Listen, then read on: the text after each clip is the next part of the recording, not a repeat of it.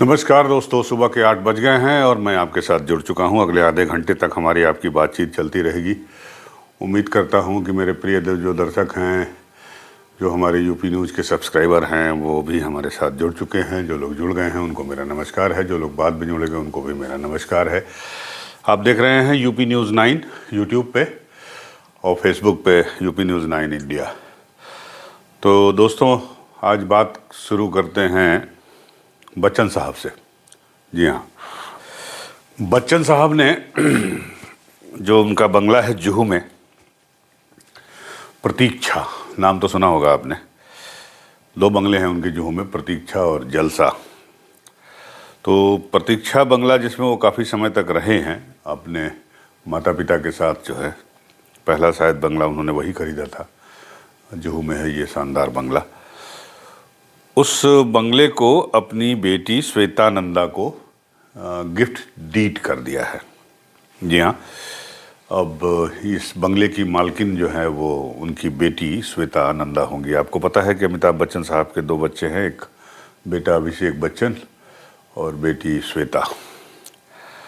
तो श्वेता को उन्होंने ये बंगला उपहार में दे दिया है, गिफ्ट में दे दिया है, और इसके लिए बाकायदा उन्होंने 50 लाख रुपए का स्टैम्प ड्यूटी भी पे किया है। तो ये खबर है, मैंने सोचा आपके साथ शेयर कर दूं। आपको पता है कि अमिताभ बच्चन साहब जो है अपने माता पिता के मरने के बाद से वो प्रतीक्षा में नहीं रहते थे, आते जाते रहते थे। बगल में एक और बंगला है उनका जलसा के नाम से, तो जलसा में रहते हैं वो, जहाँ अभिषेक बच्चन अपनी बहू ऐश्वर्या राय पोती के साथ, आराध्या के साथ, और जया बच्चन के साथ पत्नी। तो ये खबर थी बाप बेटी के बॉन्ड की खबर है। बाप के लिए मुझे लगता है कि बेटी से ज़्यादा प्यारी कुछ नहीं होती। ये मेरा अपना व्यक्तिगत अनुभव है और मैं समझ सकता हूँ कि बच्चन साहब के मन में क्या चल रहा होगा और अपनी बेटी को लेके जो है कितना वो सेंसिटिव रहते हैं और कितना प्यार करते हैं अपनी बेटी से। अभी उनका एक 80वां जन्मदिन हुआ था, तो शायद वो बिग बी के सेट पे हुआ था। मैंने वो एपिसोड देखा था जिसमें बच्चन साहब आए थे। बच्चन साहब तो खैर होस्ट ही हैं केबीसी के, और इसके अलावा जो है वो जया बच्चन साहब आई थी, उनके बेटे अभिषेक बच्चन आए थे। तो उसमें एक अभिषेक बच्चन ने रैपिड फायर क्वेश्चन किया था, जैसे पहले अमिताभ बच्चन किया करते थे पहले के शुरुआती केबीसी के दौर में। तो उसमें उन्होंने एक सवाल पूछा था कि आप श्वेतू को ज़्यादा प्यार करते हैं। श्वेतू मतलब श्वेता नंदा। तो अमिताभ बच्चन साहब ने जवाब भी दिया कि हाँ, मैं करता हूँ, क्योंकि वो मेरी बेटी है इसलिए। तो अपनी भावनाओं का इजहार उन्होंने सार्वजनिक तौर पे किया और उन्होंने इस बात को कबूल किया कि उनका प्यार जो है, उनका अफेक्शन जो है वो बेटी से ज़्यादा है, बेटी से है, क्योंकि वो बेटी है। तो निश्चित रूप से एक बाप अपनी बेटी से जितना जुड़ा होता है उतना वो किसी से नहीं जुड़ा होता। मेरे साथ भी यही है, मैं अपनी बेटी को बहुत प्यार करता हूँ। मेरे लिए वो लाइफ लाइन है। तो खैर, हर बाप चाहता है कि वो अपने संतान के लिए, खासकर अगर वो बेटी है, तो जो उससे बन पड़े वो करता है। बच्चन साहब ने भी वही किया। और श्वेता बच्चन भी उनको बहुत प्यार करती हैं, जैसे कि मालूम है। और साथ ही साथ उनकी जो बेटी हैं और बेटे हैं ना, अगस्त नंदा और उनकी बेटी जो है, वो भी अपने नानू से बहुत प्यार करते हैं। उस बर्थडे वाले सेलिब्रेशन में मैंने उनके विश देखे थे। बहुत दिनों के बाद मैंने अजिताभ बच्चन, जो उनके भाई हैं, उनका भी देखा था विश। वो भी विश कर रहे थे। उनकी पत्नी रमोला है शायद उनका नाम, उनका भी विश देखने को मिला था। अजिताभ बच्चन साहब से मैं जब इलाहाबाद में 1984 में चुनाव लड़ रहे थे, अमिताभ बच्चन साहब इलाहाबाद लोकसभा का चुनाव, तब अजिताभ बच्चन उनके साथ हुआ करते थे। उनका चुनाव प्रचार की कमान जो है वो उन्होंने संभाली थी। तो तब मेरी मुलाकात अजिताभ बच्चन से हुई थी 1-2 बार। उसी समय एक बार अमिताभ बच्चन साहब से भी मुलाकात हुई। मेरी वो पहली मुलाकात थी बच्चन साहब से, और उसके बाद तो उनसे कई मुलाकातें हुई। एक बार तो बाराबंकी में जब वो आए थे, उसके बाद लखनऊ आए थे सरकार राज के अपने प्रमोशन के सिलसिले में। उसके पहले बनारस में जब उनकी फिल्म आई थी बंटी बबली, उसके प्रमोशन के सिलसिले में वहाँ पर आए थे ताज होटल में। तो अमिताभ बच्चन की शख्सियत के बारे में तमाम तरह की बातचीत हो सकती है, बहुत सारी बातें हो सकती हैं। अभी हाल में सहारा श्री की डेथ हुई, हाँ यहाँ भी आए थे सहारा श्री के बेटे की शादी के रिसेप्शन वगैरह में, तो उसमें भी मेरी मुलाकात उनसे हुई थी। तो हालांकि अभी जब सहारा श्री की मौत हुई, अभी उनकी डेथ हुई पिछले दिनों, तो उसमें बहुत सारे ऐसे लोग नहीं आए थे जब जिस वक्त सहारा श्री का अच्छा समय चल रहा था, तो और लोग उनके साथ जुड़ते थे। तो उस समय भी सोशल मीडिया पर बच्चन साहब के बारे में कुछ लोगों ने लिखा था। खैर वो उनका अपना व्यक्तिगत मसला है, उस पर हमें नहीं जाना है। हम तो बाप बेटी के प्यार की बात कर रहे थे, तो ये खबर मैंने सुनी तो मैंने कहा कि आपको मैं बता देता हूँ। तो एक और फिल्म इंडस्ट्री से ही जुड़ी खबर है, छोटी सी खबर है लेकिन मेरे लिए इम्पोर्टेंट है और मेरी पीढ़ी के लोगों के लिए भी इम्पोर्टेंट होगी, क्योंकि फिल्म निर्माता और निर्देशक राजकुमार कोहली की डेथ हो गई। राजकुमार कोहली के नाम से अगर आपको याद हो तो एक फिल्म जो सबसे ज़्यादा याद आती है वो नागिन, सुनील दत्त साहब, जितेंद्र साहब, रीना राय और विनोद मेहरा, रेखा, बहुत सारे उसमें कलाकार थे, फिरोज खान, तो कबीर बेदी। तो फिल्म आपको याद होगी नागिन, बहुत ही ज़बरदस्त फिल्म थी। 80 के दशक में आई थी मेरे ख्याल से, 83-84 में, और काफ़ी सक्सेसफुल साबित हुई थी वो मल्टी स्टारर फिल्म। ऐसा बहुत कम लोगों के साथ होता है कि जो 4-4, 5-5 और 8-8, 9-9 कलाकारों को लेके, स्टार्स को लेके जो फिल्म बनाए। तो उसमें के फिल्मकार थे निर्माता निर्देशक राजकुमार कोहली, जिन्होंने ये फिल्म बनाई थी नागिन। उसके बाद एक उनकी फिल्म और आई थी करीब 86-87 में मुझे लगता है, और वो फिल्म थी जानी दुश्मन। वो भी आपको याद होगा, उसमें भी बहुत सारे कलाकार थे, संजीव कुमार, शत्रुघ्न सिन्हा, जितेंद्र, रीना राय, रेखा, विनोद मेहरा। तो वो भी एक फिल्म सुपरहिट फिल्म साबित हुई थी, अपने समय की सुपरहिट फिल्म है। तो उनकी एक और फिल्म थी नौकर बीबी का, धर्मेंद्र थे उसमें, वो भी फिल्म हिट रही। उनके बेटे अरमान कोहली को लेकर उन्होंने एक फिल्म बनाई थी, हालांकि वो फिल्म ज़्यादा नहीं चली थी। तो नागिन फिल्म मुझे बहुत याद है, नागिन और जानी दुश्मन। कि मौज बंजारा ले गया, ये गाना था ना आपके नागिन फिल्म में। जानी दुश्मन के कई गाने हिट थे। तो मेरी पीढ़ी के लोगों को ज़रूर याद होंगे राजकुमार कोहली साहब और उनकी फिल्में। ये 2 फिल्में कम से कम ज़रूर याद होंगी, नागिन और जानी दुश्मन। चलिए बढ़ते हैं चीन से शुरू करते हैं खबरों की। अगर दुनिया की बात करें तो खबर में ये है कि चीन में एक वायरस आया है जिसने बच्चों को प्रभावित कर रहा है, वो उनकी श्वास नली को प्रभावित कर रहा है। तो बहुत सारे बीमार बच्चे सामने आए हैं, अस्पतालों में भर्ती हुए हैं। तो इसको लेके जो है भारत में थोड़ा अलर्ट का माहौल है और भारत की नज़र है इस बीमारी पर। तो स्वास्थ्य मंत्रालय का एक स्टेटमेंट भी आया है इस चीन में फैल रही इस बीमारी को लेकर। ये बीमारी उत्तरी चीन में फैल रही है। तो स्वास्थ्य मंत्रालय ने शुक्रवार को कहा कि वह उत्तरी चीन में बच्चों में सांस संबंधी बीमारियों और H9N2, इसका नाम है वायरस का, H9N2 संक्रमण के मामलों पर नज़र रख रहा है। मंत्रालय ने यह भी कहा कि इन मामलों से भारत को कम जोखिम है, फिर भी हम किसी तरह की आपात स्थिति से निपटने के लिए तैयार हैं। विश्व स्वास्थ्य संगठन WHO ने चीन से बीमारी की जानकारी साझा करने को कहा था। इस पर चीन ने कहा है कि देश में कोई असामान्य या नई बीमारी सामने नहीं आई है। पिछली बार भी ऐसे ही हुआ था जब कोरोना आया था। वुहान कौन सी जगह थी, उसी फैक्ट्री से लोग बता रहे थे कि कोरोना जो है पूरी दुनिया में फैला। तो बेहतर है कि आप लोग सतर्क हो जाइए, सब लोग, हमारे देश के लोग खासकर सतर्क हो जाएं, पाकिस्तान के लोग सतर्क हो जाएं, हांगकांग के लोग सतर्क हो जाएं, ताइवान के लोग सतर्क हो जाएं, जापान के लोग सतर्क हो जाएं। तो ईश्वर न करे कि ये बीमारी फैले। क्या नाम है इसका, H9N2। वैसे भी भारत में मौसम बदल रहा है और सर्दियां शुरू हो रही हैं, तो लोग काफ़ी परेशान हैं सर्दी से, खांसी बुखार और सांस की तकलीफ़ों से। हवा इतनी ख़राब हो गई है, आपको पता ही है कि दिल्ली और नोएडा एनसीआर के साथ साथ लखनऊ और आगरा और पटना जैसे शहरों की AQI जो है वो कितनी गड़बड़ हो गई है। तो भगवान न करे ये बीमारी इधर भी फैले।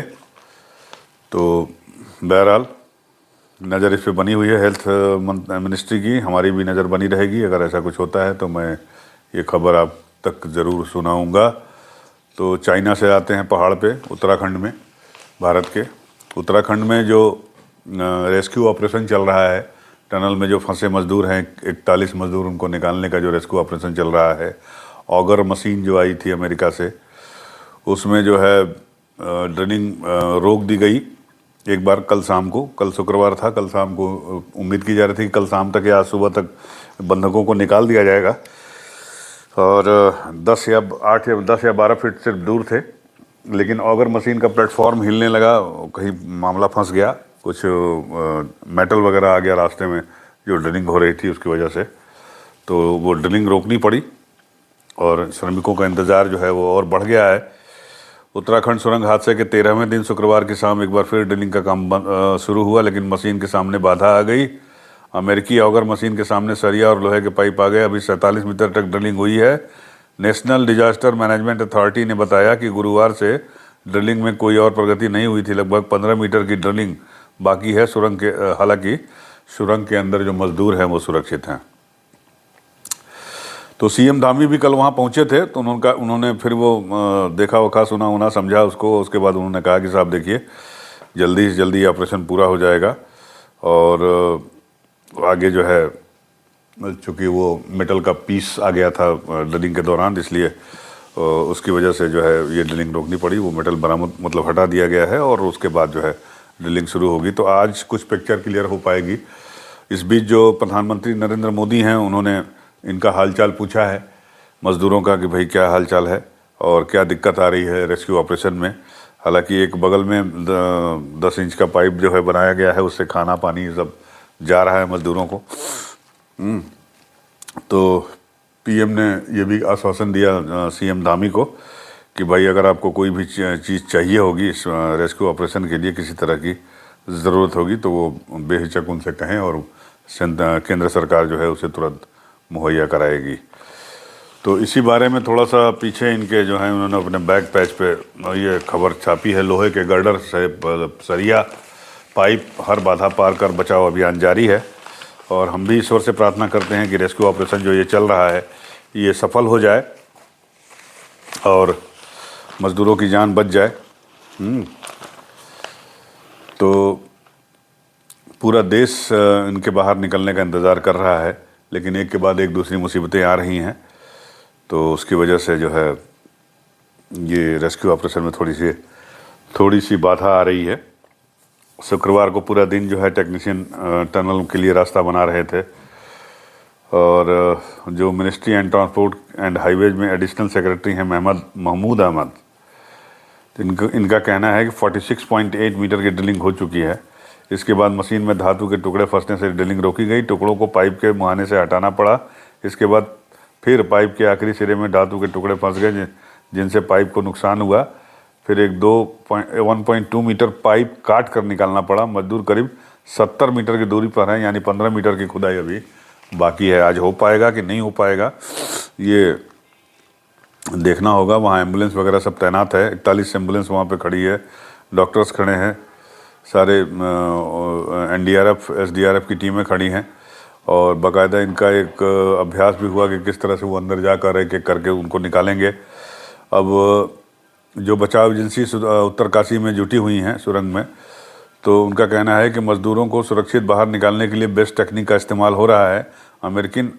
अमेरिकन ऑगर मशीन के साथ कंपनी का रेडार भी इस्तेमाल किया जा रहा है, जिससे रास्ता बनाने के लिए चलाई जा रही मशीन को 5 मीटर आगे तक ये पता लग जाएगा कि इस बीच कोई मेटल या अन्य बाधा तो नहीं है जिससे मशीन ख़राब होने का अंदेशा हो। उस रुकावट को समय रहते मशीन के ख़राब होने से पहले दूर किया जा सकेगा। टनल के अंदर से ये पता चला है कि कुछ मजदूर नहाए मतलब अंदर पानी है वहाँ पे। तो ये है ये टनल हादसा है, एक युद्ध हादसा चल रहा है, आपको पता ही है। वहाँ हमास और इजराइल में तो 4 दिन का सीज फायर वहाँ पे शुरू हो गया। और सीज फायर में जो है पहले दिन जो है सुबह 7 बजे ये सीज फायर हुई है 49 दिन के जंग के बाद से। और हमास ने 13 इस्राएली नागरिकों को रेड क्रॉस को सौंपा, जो बंधकों को रफाह क्रॉसिंग तक लाए। वहाँ से इजिप्ट के अधिकारी उन्हें अल अरिश एयरपोर्ट ले गए, जहाँ से उन्हें इजरायली मिलिट्री एयरबेस पहुँचाया गया। इसके पहले हमास ने थाईलैंड के 12 नागरिकों को छोड़ा था। थाईलैंड के 26 नागरिक हमास में बंधक बने हुए हैं। और इजराइल ने भी 39 फ़िलिस्तीनियों को रिहा किया गया। हमास की तरफ से रिहा होने वालों में ज़्यादातर महिलाएं और बच्चे हैं। हमास के लड़ाके 7 अक्टूबर को 240 लोगों को बंधक बनाकर गाजा ले गए थे। तो चलिए, एक अच्छी खबर है। और इस कूटनीतिक सफलता से गाजा में 23 लाख लोगों के लिए राहत दिखाई दे रही है, जिन्होंने हफ्तों तक इजरायली बमबारी को बर्दाश्त किया है, सहा है। 60 से ज़्यादा ट्रक राहत सामग्री लेकर गाजा में घुसे हैं। इजराइल ने 7 हफ्तों के युद्ध के दौरान गाजा में तेल सप्लाई रोक के रखी थी। ये सीज फायर इजराइल में उन परिवारों के लिए भी राहत की खबर है जो 7 अक्टूबर के हमास के हमले के दौरान बंदी बनाए गए अपनों के लिए चिंतित हैं। इस संघर्ष विराम ने आखिरकार इस जंग के समाप्त होने की उम्मीद भी जगा दी है। तो बहरहाल देखिए जंग रुकती है कि क्या है, क्योंकि कल तो नेतन्याहू का ये बयान आया था कि जंग जो है वो रुकेगी नहीं, 4 दिन के बाद जो है फिर से जो है वो किया जाएगा। तो देखिए क्या होता है, जंग रुकती है क्या होता है। लेकिन एक बात तो कहा जाएगा, चाहे वो यूक्रेन और रूस का युद्ध हो, चाहे वो इजराइल और हमास का युद्ध हो, कि दोनों ही युद्ध जब शुरू हुए तो ये अंदाज़ा लगाया गया कि भाई 1 हफ्ते में सब खत्म।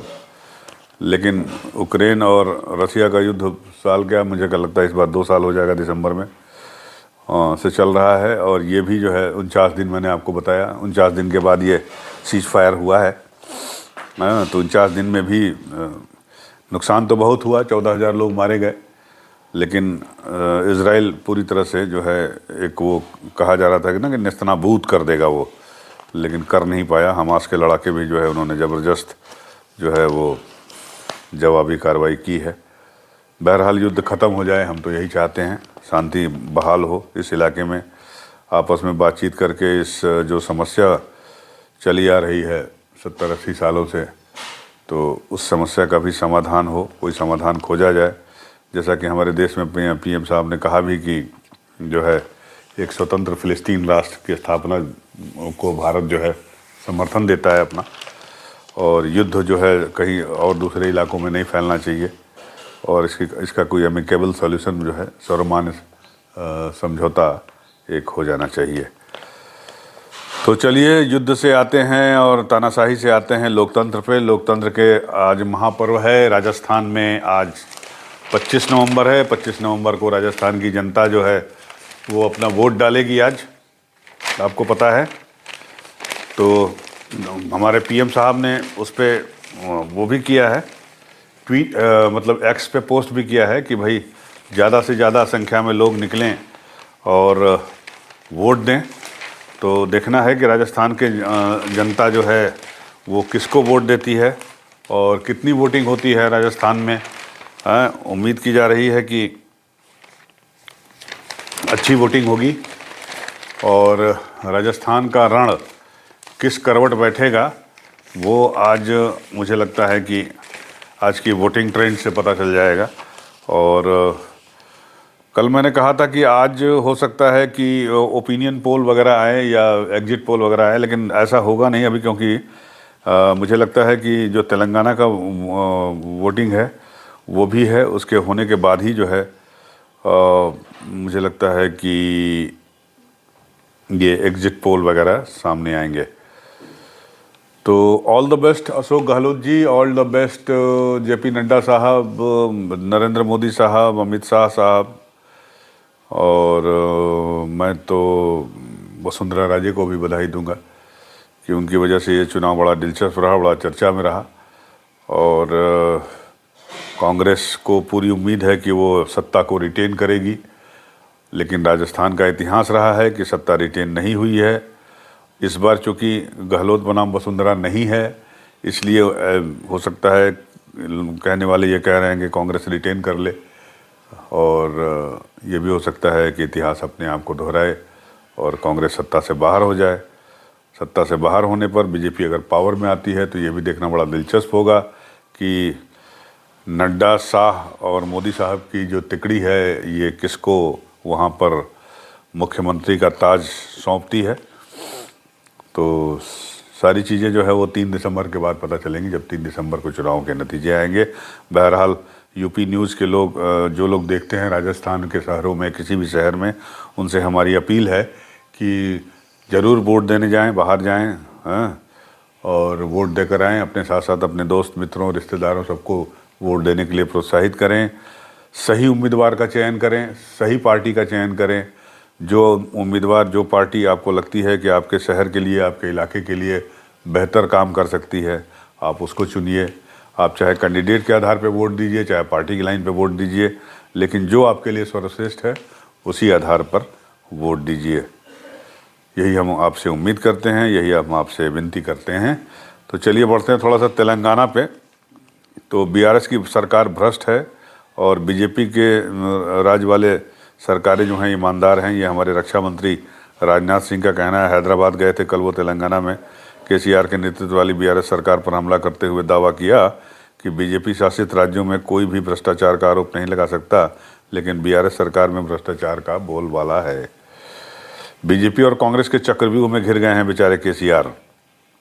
तेलंगाना सीएम केसीआर गजवेल और कामारेड्डी से चुनाव मैदान में है। यहाँ पर प्रतिद्वंदी भी मजबूत स्थिति में है। तेलंगाना चुनाव में सबकी निगाहें राज्य की 2 अत्यंत महत्वपूर्ण सीटों गजवेल और कामारेड्डी पर हैं, जहाँ से केसीआर के नाम से लोकप्रिय राज्य के सीएम के चंद्रशेखर राव मैदान में हैं। लेकिन सत्तारूढ़ दल बीआरएस के मुखिया केसीआर अपनी पार्टी के लिए चुनाव में इस कदर बिजी हैं कि वह अब तक अपने इन दोनों ही चुनाव क्षेत्रों में प्रचार के लिए नहीं जा पाए हैं। दोनों ही हॉट सीटों का चुनाव बेहद रोचक हो गया है, क्योंकि इन पर बीजेपी और कांग्रेस ने सीएम को घेरने के लिए सियासी चक्रव्यूह रचा है। गजवेल में बीजेपी के इटाला राजेंद्र तो कामारेड्डी में कांग्रेस के रेवंत रेड्डी ताल ठोक रहे हैं।